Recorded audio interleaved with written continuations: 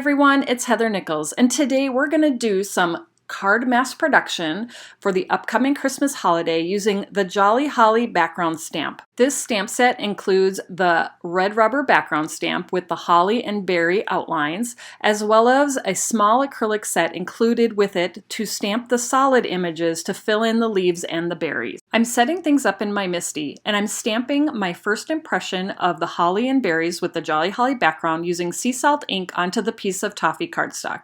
I'm having the pattern only go on a part of the cardstock, and this first impression is actually going to be my template. My plan is to stamp this outline overlay with white ink, but I wanted to stamp the solid fill-in colors first so that the white ink would stamp on top of those colors. So I'm going to move to this smaller MISTI that's set up for the acrylic stamps, and I'm setting up the solid images to stamp onto the pieces of toffee cardstock for my card front. I'm using Granny Smith and avocado ink for my holly leaves, and then when I get to my berries, I'll be using watermelon ink.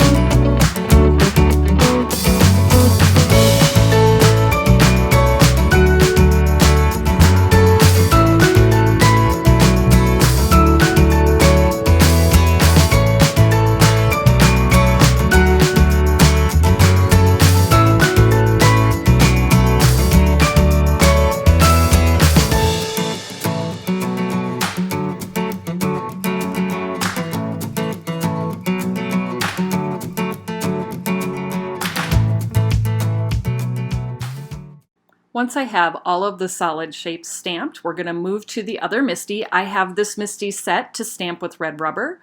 We're going to stamp the Jolly Holly background stamp with sugar cube ink over the top of the solid images that I just stamped. I made some marks on the grid paper inside the MISTI so I know exactly where to place my toffee cardstock to stamp the overlay. There's a tiny bit of adhesive on the back of my toffee cardstock to hold everything in place while I stamp.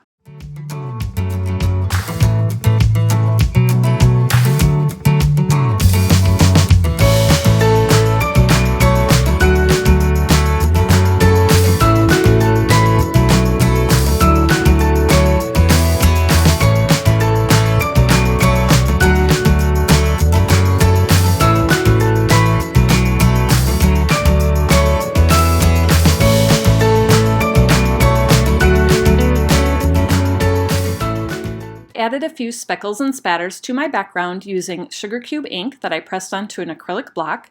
I picked up the ink with a water brush and then tapped it on my finger over the backgrounds. I also added a few darker speckles using chocolate truffle liquid watercolor. I picked up the watercolor the same way and tapped it across my backgrounds. Next, I'm using the Have Yourself a Merry Little Christmas sentiment from the Handlettered Holiday 2 stamp set.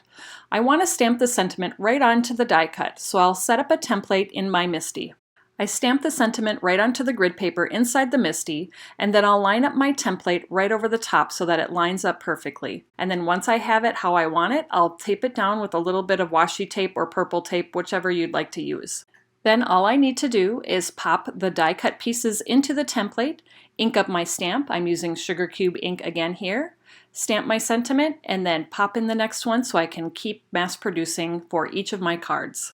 Once I have all of my sentiments and backgrounds stamped, I'm ready to put this card design together. I ended up putting that stamp pattern on the right side of the card, and once I had my layout figured out, I'm ready to attach it to a sugar cube card base. I'll also pop up the sentiment with some foam squares and add a few sequins for a final finishing touch.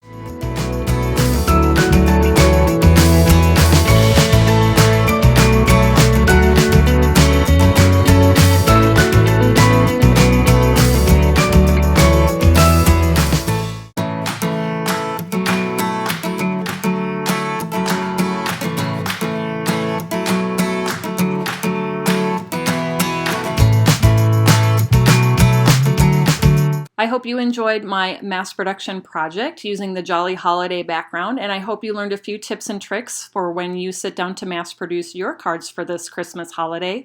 You can find everything that you need to create this project at the Tailored Expressions web store at tailoredexpressions.com. Thanks so much for joining me, everybody, and I'll see you next time.